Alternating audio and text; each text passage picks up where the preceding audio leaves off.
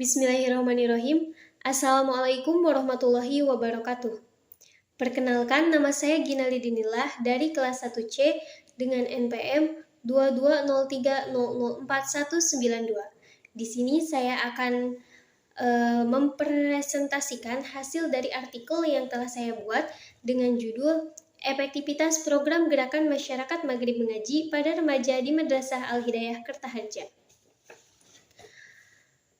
Program Gerakan Masyarakat Maghrib Mengaji adalah program yang dicanangkan oleh Menteri Agama Republik Indonesia pada masa pemerintahan Presiden Susilo Bambang Yudhoyono, yaitu oleh Dr. Andes Haji Surya Dharma Ali MSI pada tanggal 30 Maret 2011. Nah, kemudian program ini disahkan oleh Menteri Agama Republik Indonesia nomor 150 tahun 2013 tentang pedoman program gerakan masyarakat maghrib mengaji. Tujuan dari diadakannya program masyarakat maghrib mengaji yang pertama yaitu membudayakan masyarakat yang gemar membaca Al-Quran.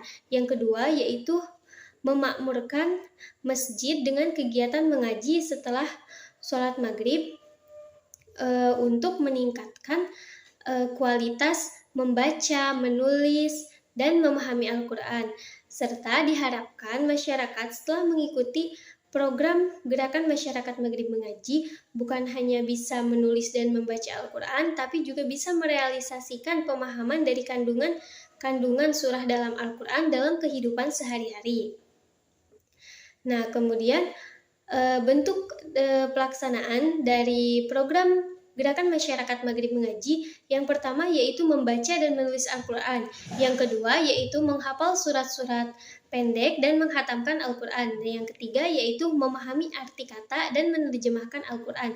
Dan yang keempat yaitu belajar memahami atau menafsirkan Al-Quran.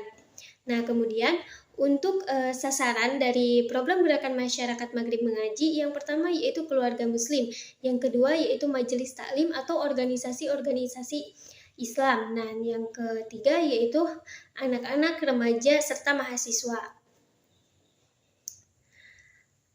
Nah, kemudian yang melatar belakangi saya untuk meneliti artikel dengan judul Efektivitas Program Gerakan Masyarakat Maghrib Mengaji pada Remaja karena sebelum diadakannya program ini masyarakat di lingkungan sekitar Masjid Al-Hidayah Kertaharja sudah biasa melakukan pengajian setelah sholat maghrib. Namun seiring berjalannya waktu masyarakat kebiasaan pada masyarakat menjadi sedikit menurun karena ada beberapa faktor yang menyebabkan masyarakat tidak mengikuti program Gerakan Masyarakat Maghrib Mengaji.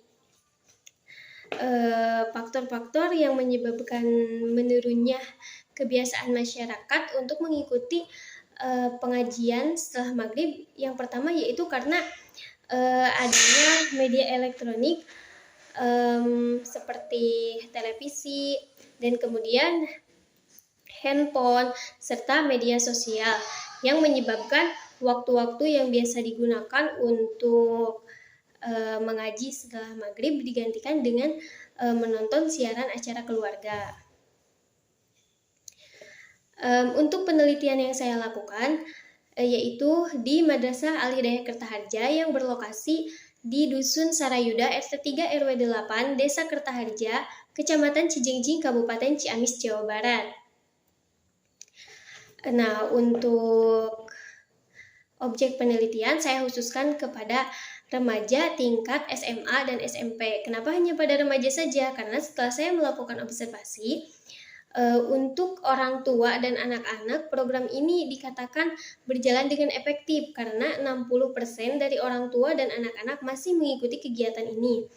Nah, sedangkan untuk di remaja tidak.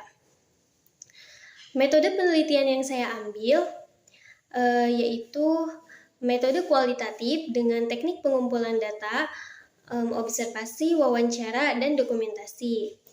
Nah, setelah saya melakukan observasi dan wawancara, saya mendapatkan hasil bahwa ada 25 remaja yang ada di sekitar lingkungan Madrasah Al-Hidayah Kertaharja. Namun yang sering mengikuti kegiatan mengaji setelah maghrib hanya ada 8 remaja dan 25 remaja, 7 remaja tinggal di pesantren dan 10 remaja tidak mengikuti kegiatan ini sama sekali.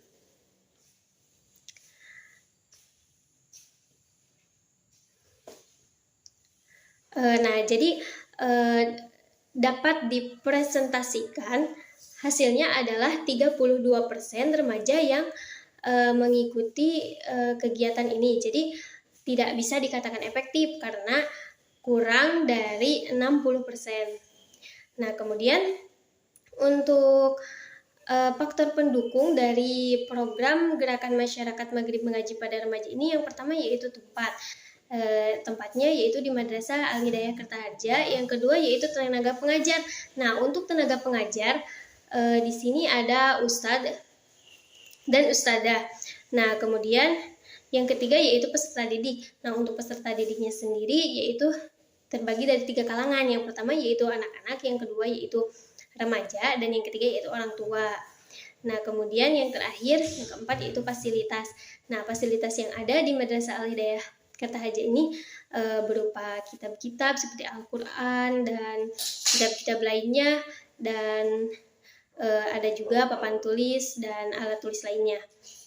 Nah, kemudian karena kegiatan ini dikatakan tidak efektif untuk remaja, maka ada faktor-faktor yang mempengaruhi ketidakefektifan program ini pada remaja, yaitu faktor penghambatnya. Yang pertama yaitu lingkungan. Nah, yang kedua yaitu kurangnya kesadaran diri pada masing-masing remaja untuk menuntut atau belajar ilmu agama.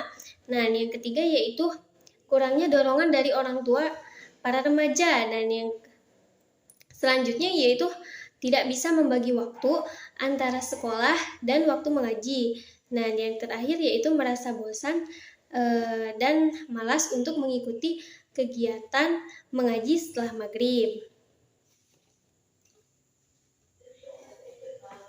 Nah, jadi dapat disimpulkan dari artikel yang sudah saya buat bahwa program Gerakan Masyarakat Maghrib Mengaji pada Remaja di Madrasah Al-Hidayah Kertaharja tidak dapat dikatakan efektif karena hanya 32% dari remaja yang mengikuti kegiatan ini. Hal ini dipengaruhi oleh beberapa faktor, diantaranya yaitu faktor lingkungan, kurangnya dorongan dari orang tua, dan kurangnya kesadaran diri pada remaja untuk belajar ilmu agama. Nah, dengan demikian ada beberapa hal yang perlu diperhatikan, yaitu yang pertama menumbuhkan kesadaran pada remaja akan pentingnya menuntut ilmu agama. Dan yang kedua yaitu pendidikan agama seperti kegiatan mengaji pada waktu maghrib itu tidak hanya ditekankan pada anak-anak dan orang tua saja, pada remaja pun harus. Yang selanjutnya yaitu menumbuhkan kesadaran pada orang tua untuk memberikan dorongan kepada anaknya untuk mengikuti kegiatan maghrib mengaji, karena maghrib mengaji merupakan hal positif. Mungkin cukup sekian presentasi dari artikel yang sudah saya buat. Mohon maaf apabila ada kesalahan dalam penyampaiannya. Sekian dari saya, terima kasih. Wassalamualaikum warahmatullahi wabarakatuh.